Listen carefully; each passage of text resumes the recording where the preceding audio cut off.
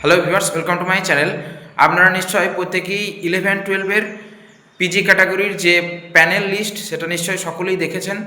তো সেই লিস্টটাতে কিন্তু অনেক রকমের অসঙ্গতি কিন্তু দেখা যাচ্ছে। অনেক রকমের অসঙ্গতি আমরা আপাতত পেয়েছি, পরবর্তীকালে হয়তো আরও কিছু রকমের অসঙ্গতি হয়তো আমরা পেতে পারি। ঠিক আছে, তো কী ধরনের অসঙ্গতি? যেমন দেখুন, এখানে কিন্তু বলা হয়েছিল যে মাল্টিপল র্যাঙ্কিংয়ের কথা কিন্তু বলা হয়েছিল, কিন্তু আলটিমেটলি পুরোপুরিভাবে কিন্তু মাল্টিপল র্যাঙ্কিং হয়নি।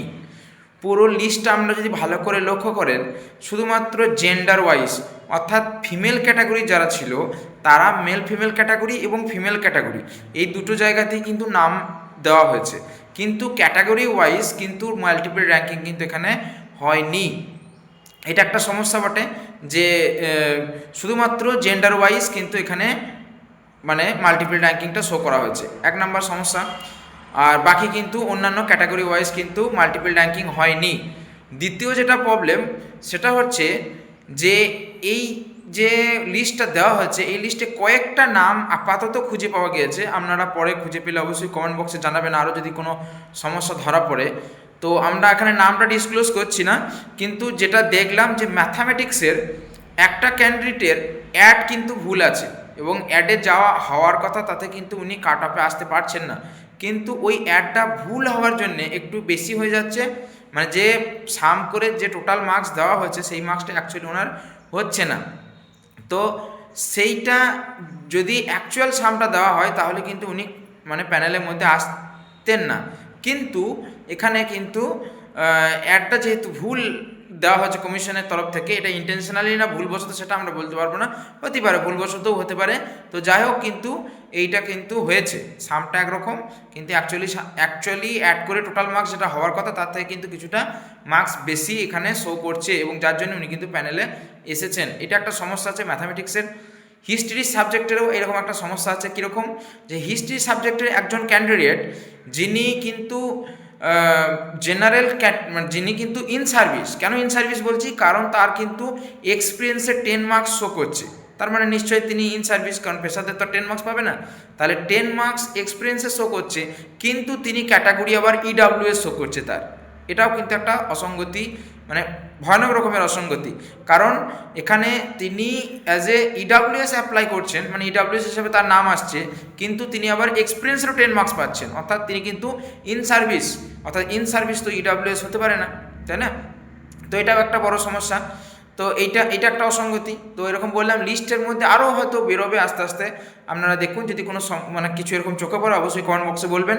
তো এরকম দুটো অসঙ্গতি। আর একটা বললাম মাল্টিপল র্যাঙ্কিং, বললেও কিন্তু পুরোপুরিভাবে মাল্টিপল র্যাঙ্কিং কিন্তু হয়নি। এখানে কিন্তু জেন্ডার ওয়াইজ, অর্থাৎ ফিমেল ক্যাটাগরির ক্যান্ডিডেটরা মেল ফিমেল ক্যাটাগরিতে এবং ফিমেল ক্যাটাগরি দুটোতেই কিন্তু নাম দেখা যাচ্ছে। তো এর জন্য একটা ওয়েটিং লিস্টও দেওয়া হয়েছে, যে ওয়েটিং লিস্ট থেকে কিছুজন হয়তো আবার প্যানেলের মধ্যে আসবেন, তারা কিন্তু চাকরিটা পেতে পারেন। কীরকম? এবার আপনারা নিজেরাই দেখলে বুঝতে পারবেন যে এরকম কতগুলো মেল ফিমেল এরকম ক্যাটাগরি মাল্টিপল র্যাঙ্কিং এসেছে, সেটা মোটামুটি আপনারা হিসাব করলেই বুঝতে পারবেন যে ওয়েটিং লিস্টে বিশেষ করে যাদের নাম আছে আপনারা হিসাব করলেই বুঝতে পারবেন যে আপনাদের ওয়েটিং লিস্ট থেকে ফাইনাল প্যানেলে আসতে পারে কি পারবে না। ঠিক আছে, এটা আপনারা নিজেরাই ক্যালকুলেট করলে বুঝতে পারবেন যে কতজন এখানে এরকম মাল্টিপল র্যাঙ্কিং অবস্থায় আছে। তো সেই রকম সিট কিন্তু আরও নিচের দিকে আসবে। তো সেই ক্যান্ডিডেটগুলো কিন্তু আবার যে ওয়েটিং লিস্ট আছে সেখান থেকে কিন্তু ফাইনাল প্যানেলে চান্স পাবে। তাদের ফাইনাল প্যানেল লিস্টে নামের সাথে প্রত্যেককেই শুভেচ্ছা। তাদের কাউন্সিলিং তো 1 সপ্তাহের মধ্যে হবে এবং 15-20 দিনের মধ্যেই কিন্তু তারা আবার নতুন স্কুলে জয়েন করবে, নতুন জার্নি। তো একটা খুবই ভালো নিউজ হলো, যাদের আর কি অ্যাকচুয়ালি নতুন একটা জার্নি স্টার্ট হলো, নতুন একটা স্ট্রাগল লাইফ থেকে নতুন একটা লাইফে যারা এন্ট্রি নিলেন, তাদের অবশ্যই শুভেচ্ছা বার্তা জানাই, আবার একবার শুভেচ্ছা বার্তা জানাই।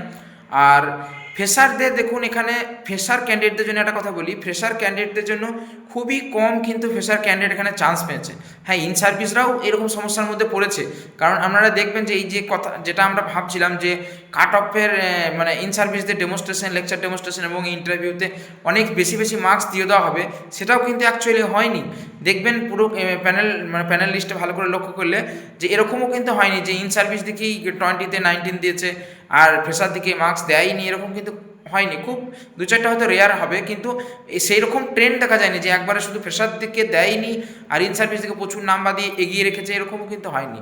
যার জন্য কিন্তু অনেক ফ্রেশারও কিন্তু বঞ্চিত হয়েছে, এমনকি যারা আগেরবার চাকরি করতেন তাদের মধ্যে অলরেডি আমরা জানি অনেকেই চান্স পাননি 11-12-এ, তারা 9-10-এর জন্য অপেক্ষা করছেন শুধু, এবং 9-10ও চান্স পায়নি, এরকম অনেক ক্যান্ডিডেট আছে ইন সার্ভিসদের যারা কিন্তু সুযোগ পাননি। তো তাদের কী হবে সেইটা পরবর্তীকালে দেখার বিষয়, যে ওই সমস্ত যারা চাকরি করতেন তাদের চাকরির কী ব্যবস্থা হবে। আর দ্বিতীয়ত যারা ফ্রেশার ক্যান্ডিডেট তারা তো একদম সাংঘাতিকভাবে বঞ্চনার শিকার হয়েছে। কীরকম? কারণ এখানে দেখবেন যে মানে হাইকোর্টেও যে মানে আর্গুমেন্টটা করা হচ্ছে যে ফ্রেশার কিন্তু ইন সার্ভিসের থেকে অনেক বেশি পেয়েছে, মানে হয়তো সংখ্যার বিচারে সেটা পেয়েছে, কিন্তু ইন সার্ভিস মানে ফ্রেশার ক্যান্ডিডেটদের মধ্যে একমাত্র ইডাব্লিউএস ক্যাটাগরি যারা আছেন, ইডাব্লিউএস ক্যাটাগরির আর কিছু ফিমেল ক্যাটাগরি যারা আছে তারাই কিন্তু মানে চান্স পেয়েছেন। বিশেষ করে ফিমেল জেনারেল যারা আজকে মানে মেল ফিমেল জেনারেল যারা আর কি, যারা কিন্তু মানে সাংঘাতিকভাবে বঞ্চিত হচ্ছেন। কারণ দেখবেন প্রত্যেক লিস্টে যে কোটাই ফ্রেশার ক্যান্ডিডেট আছে তাদের বেশিরভাগটাই ফিমেল কিংবা ইডাব্লিউএসের মধ্যেই আছে। তো মেল ফিমেল জেনারেল ক্যাটাগরির যারা, তারা কিন্তু সাংঘাতিকভাবে বঞ্চিত হচ্ছে ফ্রেশারদের তরফ থেকে, ফ্রেশারদের দিক থেকে। তো 11-12 এবং 9-10-এও আমরা দেখেছি কল ফর ভেরিফিকেশন যে লিস্ট এখনও দেওয়া হয়েছে, সেখানেও কিন্তু একই অবস্থা, যে জেনারেল মেল ফিমেল যে ক্যাটাগরি তারা কিন্তু সবথেকে বেশি বঞ্চিত হয়েছেন। আর ইডাব্লিউএস বা ফিমেল ক্যাটাগরিতে হয়তো বা কিছুটা চান্স পেয়েছেন, যাদের সার্টিফিকেট আছে তারা যেহেতু একটা ক্যাটাগরির মধ্যে রিজার্ভ ক্যাটাগরির মধ্যে আছেন বলে তারা হয়তো একটু সুযোগ পেয়েছেন, কিন্তু যারা জেনারেল ক্যাটাগরির তারা কিন্তু একেবারেই সুযোগ পাননি। একেবারেই বলা হয়তো খুব কম আর কি, খুবই কম, পার্সেন্টেজটা খুবই কম। তো ফ্রেশাররা কিন্তু চরম বঞ্চনার শিকার হলো।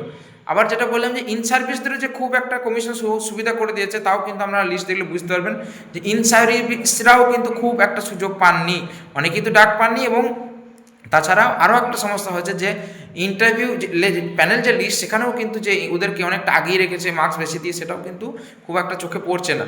তো যাই হোক, এটা ছিল পুরোপুরি। আর যদি কোনো রকম অসঙ্গতি আপনারা দেখতে পান তো অবশ্যই কমেন্ট বক্সে কমেন্ট করবেন। তো এইটাই জানানো ছিল।